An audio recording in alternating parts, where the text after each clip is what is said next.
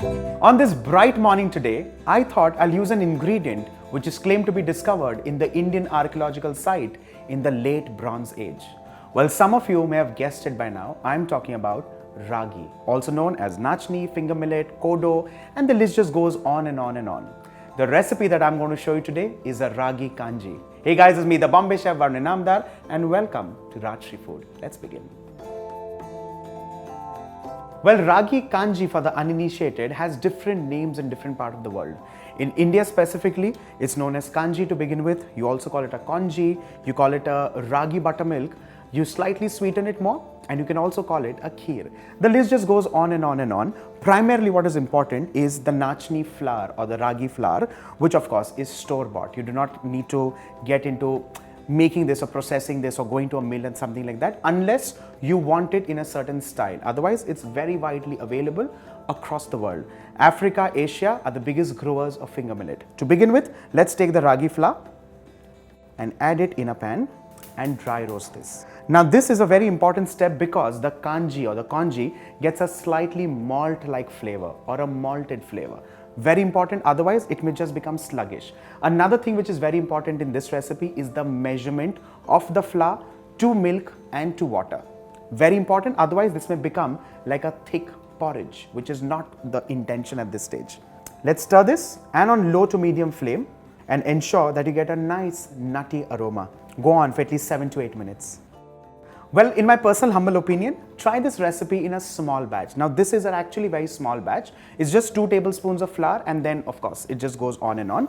Make this for yourself, make this for your family, see how they appreciate it because the taste or the flavor is very straight. There are no overtones or undertones. Well, I'm going to add in certain few ingredients to make it slightly better in terms of taste like salt, jaggery. I'm going to add in a little tempering right towards the end, but all of that is optional. What is important is ragi as the flour, milk and water. Well, if you want to avoid milk, you can make it only with water. If you want to avoid water, you can make it only with milk. So it's a playground, it's a canvas that you can paint the way you want. But what is important is to toast this properly. You want that malty flavor. If you like this recipe, you can make this, you can roast it, malt it and keep it ready. So whenever you want to make a quick breakfast, just take a few tablespoons and there you go. Another thing that is very important at this stage is to get the proportions right, because if you go wrong with the proportion of the flour, this may become like a sludge, which is not the intention, right? You can flavor it a little more and make it like a halwa. But for now, let's concentrate on the kanji. The color has slightly changed. It's become wonderfully fragrant. Like I said, wait for that nutty aroma, that malty nutty aroma. Once that's done, off goes the flame and this gets transferred into a deep bowl. Allow this flour to come down to room temperature. In case you're looking at bottling, then cool it down, keep it in a bottle, airtight, and use a clean spoon every time you wish to use the malt or the ragi malt. For now, we're jumping straight into the recipe. So allow this to cool down before we add in the rest of the ingredients.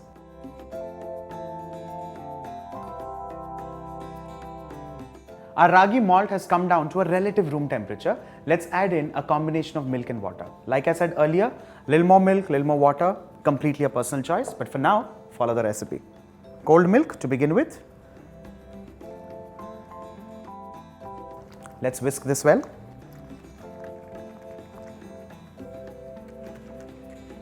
Once this slurry becomes lump-free, time to add in cold water. Well, when I say cold water, it's water actually which is lukewarm. It's not hot as such. Let's stir this well. Your malted ragi mix is done and ready. Let's take this to the next step and that is cooking this. Now, of course, we've roasted it, but the next step is to boil this and make this almost like a porridge or a kheer. Let's transfer this straight in a deep pan. The flame as of now is shut. By any chance, if this mixture has rested, it'll all settle at the bottom. The flour will all settle at the bottom and the mixture in a way will split. Just mix it well and continue the process. Let's turn the flame on and continue whisking this. The idea here is to ensure that the mixture continues to cook in its lump-free state. Very important. You do not want clots, you do not want lumps. Well, slowly you will see that the mixture begins to thicken and that's the sign of the kanji getting cooked. The flour is roasted, But what is now going to happen is in the mixture of water and milk, it's going to get plump, it's going to swell, it's going to bloom, and that's where the thickening comes in from the starch. Well, this millet, or any millet for that matter, is technically a seed which over the years is grown as a cereal. It's very healthy, very nutritious, and also is grown in semi-arid to arid conditions, and that also makes it wonderfully nutritious. It's very healthy, very nutritious, and something like this can be eaten for breakfast, lunch, dinner. Choice is completely yours because it's heavy, it's wholesome, but it's also light at the same time. Remember this. At this stage, after boiling for around 3 to 4 minutes on high flame and constant stirring, the kanji as such is done and ready. At this stage, the flavor profile is very straight, it's very malty. There's nothing else to it. There is no souring, there's no sweet, there's no salt, there's absolutely nothing. It's ready as such, but what I'm going to do is I'm going to add in a critical few ingredients and bring in some profile, some element to this. Let's add in salt and shavings of jaggery. After the jaggery goes in, reduce the flame and stir this till the jaggery is melted well.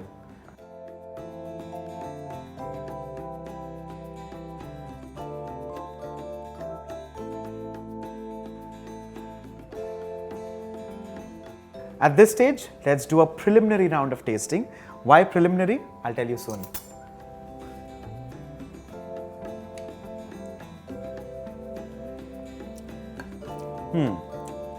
It's got some character at this stage.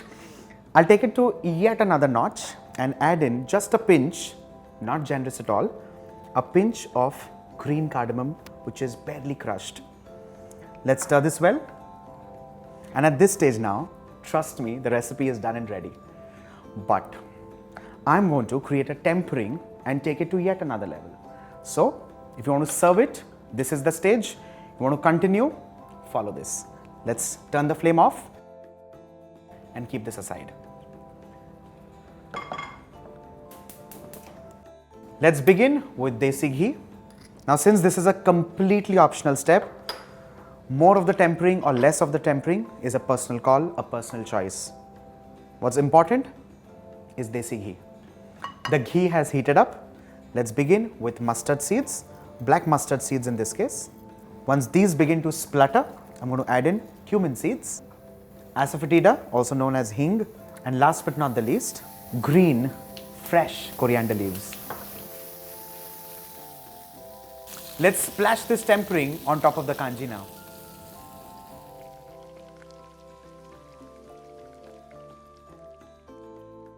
Let's bring this back for one final taste check.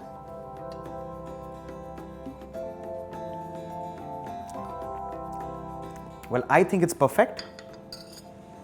What's missing is maybe a little lemon juice. Well, this, in my personal humble opinion, just completes the flavor palette. Let's give it one quick mix. Maybe one chili, a slit chili. It's just going to complete the circle. Nevertheless, like I said, it's all optional. Let's serve this. And I'm using an earthenware pot. With this, ladies and gentlemen, my breakfast is done and ready. Ragi Kanji is ready. Brilliant. Now, whether you make lunch out of this, dinner out of this, mid-morning snacks out of it, or evening snacks out of it, choice is completely yours. What is important is to make this wonderful, sumptuous, and nutritious beverage. Stay connected.